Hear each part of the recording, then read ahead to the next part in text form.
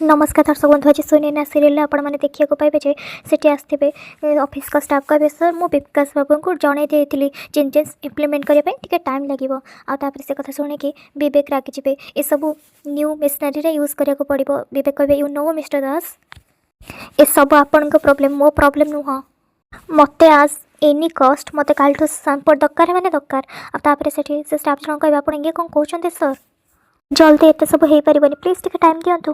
विकास शुणुवे कहे विवेक जब एमती कथबार्ता कर क्लाएंट रागिजे तो विवेक कहे मिस्टर दास आपन को आपंकर पूरा पेमेंट मिल जाए ना मिलनी एमती लूज कर कम करुवा लोक मैंने मत जमा पसंद नुह बुझीपारे मत काली सुधा मोर सैंपल मिल जावा दरकार ये sir no is that clear. आपर सुनैना कहे विवेक बाबू एमती रागुंट कौन पाई मुझे सहित कथा हो ना ना ये सब तो विवेक बाबू ऑफिस कथा मत मझे बसवा ठीक हेनी। स्टाफ कहे देखूँ आज पर्यंत एमती उच्च स्वर में मत कहीं किसी कही ना मु निश्चय आपंकर हेल्डर किंतु आपंकर गोलाम नुह एपाई टाइम लगे आपड़ कहीदे न्यू मेसीन आप कथार सेट होनी। विवेक जदि एत प्रोब्लेम थी मत आगुरी जन पारे आरे कमिटमेंट करने पूर्व मो सहित डिस्कसन करते आपण मेसीन नुआ हो कि पुराना हो कि थाऊ कि न था मत किसी फरक पड़ेनी मत काली सुधा मोर सैंपल मिल जावा दरकार एंड दैट्स फाइनल। स्टाफ कहे देखो सर एमती ड्रिल हो पारनी मो मिस्टर विकास सहित 5 वर्ष है कम कर आज पर्यंत किसी भी प्रॉब्लम आसीनी आपण मो सहित एमती बिहेव कर सहित डील करने को चाहूनी आपण जहाँ करने कथा करूँ। विकास उठिके जाऊे आपर छंदिता कहे विकास तू निज कम ध्यान दे बाबा बस। विवेक कहे मिस्टर दास आपण पाखे किसी प्रोफेशनाली किसी जिनसटा अच्छी ना नहीं ठीक टाइम रे किसी करना पुणी नाली आखि देखा। स्टाफ के भी देखो पूर्व थर भी बहुत थर एमती कम डेरी होती किंतु विकास सर आम कथा बुझुले आपण तो एमती कहते जमती मुझे भेंडर नुह मुझे चाकर एमती कम हुए आपण किसी शुणा राजी ही होना मु शुणी आप जन परफेक्शनालिस्ट किंतु बिजनेस रे खाली प्रोफेशनल काम चलनी विकास सार भली टी प्राक्टिकल होगा पड़ता है। सो मुझे डील को ये शेष करने चाहूँगी नमस्कार जन कि चल विवेक कहे यार जा जा मुझे तुम सहित डील करने को चाहूनी केते देखी तुम भाया भेंडर आउ जो एडवांस पैसा नहीं ना सेटा पाखे रखीदेव ताको रिटर्न करवा किसी दरकार नहीं। सुनैना कहे हे भोला बाबा ए भाग भाग चक्कर विवेक बाबू काम आ मान सम्मान उपर किसी आंच न आसू।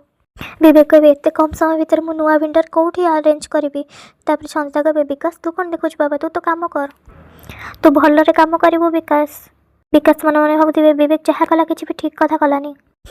विकास कहे गोटे मिनट मोर गोटे इंपोर्टाट कॉल आसपर से चलजे। छंदिता भावे विकास तो फोन बाजी नाला विकास एमती मिछ कहीकि चलीगला कौन चली मुंडे एपटे विकास आसवे कहे दास बाबू मो कथा टी शुणु से बुझा बहुत चेष्टा करेंगे। सुनैना कहे विवेक बाबू तुमको एमती कथबार नाला टी शांति आराम से कथबार तापर से बुलबुल कहे हाँ विवेक तुम ते आराम से कथबार किंतु तू तो झगड़ा आरंभ करदेलु। विवेक कहे कौन कह चाहूच से मो बिजनेस पार्टनर नुह से गोटे ऑर्डिनरी भेंडर एमाने मो सहित एमती कथा हो पारे ता छड़ा मुझे आज कम देनी बहुत आगुरी देती एपर्यंत से डेलीवरी देना आ तुम मन को लगुच मु भूल बाय द वे एटा मो ऑफिस मैटर को मो हिसाब से संभालिया को दियो मु देखी पारुची तुम घर केमती संभालुच। तापर विवेक से चलीजे। बुलबुल कहे सुनैना सब बेले विवेक नांगुड़ा किसी साजिबा दरकार नहीं सुनैना सी निजको संभालीदेव निज कम देखीदेव तू जो कम अधारे छाड़ी आसचु से कम देखू जा कपड़ा सुखा जाएगी। विकास कहे प्लीज दास बाबू टी मो कथा शुणु एवं कौन शुणा बाकी अच्छी विकास आपन को तो भाई कि ना किसी लॉजिस्टिक विषय में किसी जना ही ना। विकास कहे दास बाबू मुझे कथा बुझीपारुची आ मो भाई तरफ मुझे हाथ जोड़ क्षमा मागुची देखो किसी दिन है आम फैमिली मैटर को लेकिन आम घर टे प्रोब्लेम चली बस से विवेक टी चिड़ी जाइए ना मार्केट पूरा जानी विवेक चौधरी बिजनेस आ व्यवहार बहुत भल बस मैं आपन को गोटे रिक्वेस्ट आपन ए काम बंद करतुनी आला प्रॉफिट कथा सेमिति तो 40% आपणकर आपर सेपटे आउ जन कहे विकास बाबू तो मो डील अपेक्षा अन्य डील बेसी इंटरेस्ट अच्छी। विकास कहे ठीक अच्छे तुम से सब कथा भूली जातु आप एका बेले सब प्रोडक्ट डेलीवरी न करेंगे ताले अधा डेलीवरी कर दिंतु आ गोटे वीक पर बाकी डेलीवरी करदे आपर से स्टाफ जन कहे आप भाई एत रिक्वेस्ट कर निश्चय विषय भावी। सुनैना कहे थैंक यू भाई प्लीज सुनैना विवेक को किसी जनइबनी ठीक अच्छे तापर से विवेक विकास चलजे। सुनैना कहे घर सीना दी भाग विभक्त होगला कि भाई मान भितर सेमती आज भी भल पाइबा अच्छी हे भोला बा ये दी भाई ଭାଇଙ୍କ ଭଲ ପାଇବା ଉପରେ କାହାର ବି ନଜର ନ ଲାଗୁ।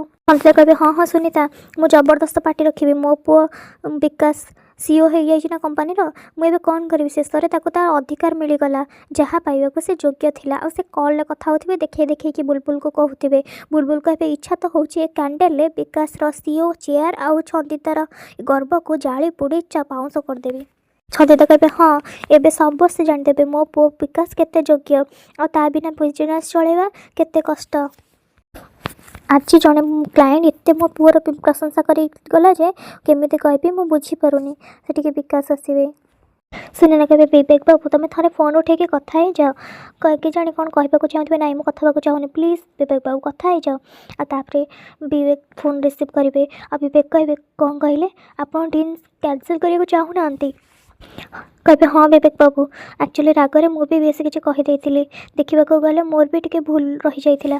ଆପଣଙ୍କୁ ଏବେ 50% ଡେଲିଭରି କରିପାରିବି, ବାକି 1 ୱିକ୍ ପରେ। ଆଉ ତାପରେ ବିବେକ ବି ସରି କହିବେ ମୁଁ ବି ଆପଣଙ୍କ ଉପରେ ଟିକେ ଅଧିକ ରାଗି ଯାଇଥିଲି। ତାପରେ ବିବେକ ସୁନୀନାକୁ ଜଣେଇବେ, କହିବେ ସୁନୀନା ସେ ଡିଲ୍ଟା କ୍ୟାନସଲ୍ ହେଲାନି, ଯାହା ହଉ ମୋ ଡିଲ୍ଟା ବଞ୍ଚିଗଲା। ତୁମେ ଜାଣିଛ ମୋର ଆଜି ସବୁ ଟେନସନ୍ ଶେଷ ହେଇଗଲା। ସୁନୀନା କହିବେ ବିବେକ ବାବୁ, ତୁମେ ଜାଣିଛ ସେ ଡିଲ୍। ଆଉ ତାପରେ ବିକାଶ ଠାରିକି ମନା କରିବେ।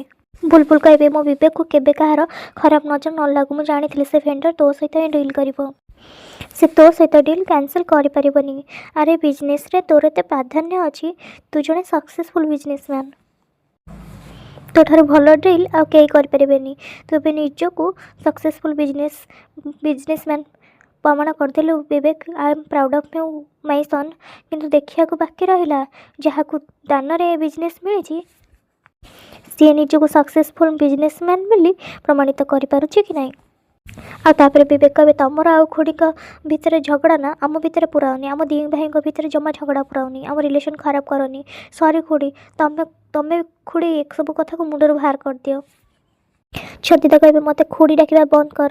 ଯେତେବେଳେ ଏ ଘର ବିଜନେସ୍ ସବୁ ଜିନିଷରେ ଭାଗବଣ୍ଟା ହେଇସାରିଛି, ତାହେଲେ ଏ ମିଛ ସମ୍ପର୍କ ଦେଖିକି ଲାଭ କ'ଣ? ସୁନୀନା ଆଉ ବିବେକ, ତମେ ଦୁଇ ଜଣ ଆଜିଠୁ ଆଉ ଏବେଠୁ ମୋତେ ଖୁଡ଼ି ଡାକିବା ବନ୍ଦ କରିଦିଅ। ମୁଁ ତମମାନଙ୍କ ସହିତ କୌଣସି ବି ସମ୍ପର୍କ ରଖିବାକୁ ଚାହେଁ। ବିବେକ କହିବେ ଖୁଡ଼ି ତୁମେ ଏମିତି କ'ଣ କହୁଛ? ସୁନୀନା କହିବେ ହଁ ଖୁଡ଼ି, ତୁମେ ଏମିତି କାହିଁ କହୁଛ? ଏ ଘର ଚଟାଣରେ ଟଣା ହେଇଥିବା ରେଖାକୁ ଆମ ସମ୍ପର୍କ ଭିତରେ ଟାଣି ଆଣନି। ମୋର ପୁରା ବିଶ୍ୱାସ ଅଛି ଏ ବହୁତ ଜଲ୍ଦି ସବୁକିଛି ଠିକ୍ ହେଇଯିବ। ବୁଲବୁଲ କହିବେ ସୁନୀନା ତୋ ଜ୍ଞାନ ବାଣ୍ଟିବା ବନ୍ଦ କର। ଛନ୍ଦିତା ଠିକ୍ କଥା କହୁଛି, ଯଦି ତା ମନରେ ସମ୍ପର୍କ ପାଇଁ ଏତେ ବିଷ ଭରି ରହିଛି ତାହେଲେ ଏମିତି ମିଛ ସମ୍ପର୍କକୁ ଦେଖେଇ ହେବା କିଛି ଆବଶ୍ୟକତା ନାହିଁ। ତାପରେ ସୁନୀନା କହିବେ ମମି ଖୁଡ଼ି ଭାଗବତ ଏ ଘରେ ହେଇଛି, ତାକୁ ହୃଦୟ ପର୍ଯ୍ୟନ୍ତ ନେଇ ଆସନ୍ତୁନି। ଆଉ ତାପରେ ସେଠି ଛନ୍ଦିତା କହିବେ ସୁନୀନା ତୁ ବି ନିଜକୁ ମହାନ ଦେଖେଇ ହେବା ବନ୍ଦ କର। ତୁ ବିଷ ତ ତୋ ଶାଶୁଙ୍କ ମନରେ ଭରି ହେଇଛି, ତୁ କ'ଣ ଦେଖିପାରିଲୁନୁ ମୋ ପୁଅ ବିକାଶକୁ କେମିତି ଅପା କହୁଥିଲେ? ତାପରେ ବୁଲବୁଲ କହିବେ ଆଚ୍ଛା ଛନ୍ଦିତା, ତୁ କ'ଣ ମୋ ପୁଅକୁ ଜମା କିଛି କହିନୁ? ଠିକ୍ ଅଛି, ତାହେଲେ ତୁ ଯଦି ଏ ସମ୍ପର୍କକୁ ଶେଷ କରିବାକୁ ଚାହୁଁଛୁ ଆଜିଠାରୁ ତୁ ହେଲୁ ମୋର ସବୁଠାରୁ ବଡ଼ ଶତ୍ରୁ। ଛନ୍ଦିତା କହିବେ ତାହେଲେ ତମେ କ'ଣ ଭାବୁଛ ମୁଁ ତମକୁ ଅପା ବୋଲି ଡାକିବି? ତମେ ବି ମୋର ଗୋଟେ ବଡ଼ ଶତ୍ରୁ, ତମ ପାଖରୁ ଆଉ କ'ଣ ଆଶା କରିଯାଇପାରେ? ତାପରେ ବିକାଶ କହିବେ ମା ତମେ କ'ଣ କରୁଛ? ତୁ ଚୁପ୍ ହେଇଯାଅ ବିକାଶ, ତାଙ୍କଠୁ ଯଦି ସମ୍ପର୍କ ରଖିଥିବୁ ତାହେଲେ ଦେଖିବୁ। ଆଉ ତାହେଲେ ପ୍ରିୟା ତୁ ବି ଏ ସମ୍ପର୍କଠୁ ଦୂରେଇକି ରହିବୁ। ଆଉ ଭୁଲ ଯଦି ସୁନୀନା ସହିତ ତୋତେ କଥା ହେବାର ଦେଖିଦେଲି ନା, ମୋଠୁ ଖରାପ ଆଉ କେହି ହେବେନି। ତମେ ଗୋଟେ କଥା ମନେ ରଖ ବୁଲବୁଲ ମ୍ୟାଡ଼ାମ୍, ଆଜିଠୁ ତମେ ନା ମୋ ବଡ଼ ଯା ନା ମୁଁ ତମର ସାନ ଯା। ଆଉ ତାପରେ ବୁଲବୁଲ କହିବେ ଠିକ୍ ଅଛି। ଭାନୁ ରୁଦ୍ର ଆସିବେ। ଆଉ ତାପରେ ଭାନୁ କହିବେ ଛନ୍ଦିତାକୁ ତମେ କ'ଣ ସମ୍ପର୍କର ମୂଲ୍ୟ ଭୁଲିଗଲ? ତମେ ଭାଉଜଙ୍କ ସହିତ କ'ଣ ଏମିତି ବ୍ୟବହାର କରୁଛ? ତମର ସାହସ କେମିତି ହେଲା ଭାଉଜଙ୍କ ନାଁ ଧରିକି ଡାକିବା ପାଇଁ? ଛନ୍ଦିତା ତମେ କ'ଣ ହିତ ଜ୍ଞାନ ଭୁଲିଗଲଣି? ଆଉ ଭାନୁ କହିବେ ବୁଲବୁଲ ଦେବୀ ତମେ ବି କିଛି କମ୍ ନୁହଁ, ଆସ ମୋ ସହିତ। ଆଉ ତାପରେ ବୁଲବୁଲ କହିବେ ମୁଁ କଥା ତ ଶୁଣିନି। ତାପରେ କହିବ କ'ଣ ହେଇଛି, ମୁଁ ତମର କିଛି ବି କଥା ଶୁଣିବାକୁ ଚାହୁଁନି। କହିବେ ଛନ୍ଦିତାକୁ ଚାଲ। ତାପରେ ଛନ୍ଦିତା କହିବେ ମୁଁ ଏମିତି କ'ଣ କରିଦେଲି ଯେ କେଉଁ ଭୁଲଟା କରିଦେଲି? ତମେ ସବୁବେଳେ ଭୁଲ ହିଁ କରି ଆସିଛ ଛନ୍ଦିତା। ଭାନୁ କହିବେ ତମ ମୁଣ୍ଡ ଖରାପ ହେଇଯାଇଛି, କ'ଣ ଘରେ ରେଖା ଟଣା ହେଲା ବୋଲି ତମେ ନିଜ ସଂସ୍କାର ହିତ ଜ୍ଞାନ ସବୁକିଛି ଭୁଲିଗଲ? ଛନ୍ଦିତା ତମେ କ'ଣ ତମେ ଭଲ ଭାବରେ ଜାଣିଛ ତାଙ୍କର ଭୁଲ ବ୍ୟବହାର ପାଇଁ ତମେ କାହିଁ ନିଜର ଆଗକୁ ବଢ଼େଇ ଚାଲିଛ? ତାଙ୍କୁ ଯଦି ଲାଗୁଛି ଯେ ତାଙ୍କ ସହିତ ଏ ଘରେ ସବୁବେଳେ ଅନ୍ୟାୟ ହେଇ ଆସିଛି ସେଇଥିପାଇଁ ସେ ରାଗରେ ବହୁତ କିଛି କହିଦିଅନ୍ତି, କିନ୍ତୁ ତମେ ଭୁଲିବା କଥା ନୁହେଁ ଯେ ତମେ ତାଙ୍କଠୁ ବଡ଼ ଆଉ ବଡ଼ ଯାହା ବି। ତାହେଲେ ତମେ ଏତେ ବଡ଼ ଭୁଲ କାହିଁକି କରିଦେଲ? ତମକୁ ଏସବୁ ଶୁଣିବାର ଥିଲା।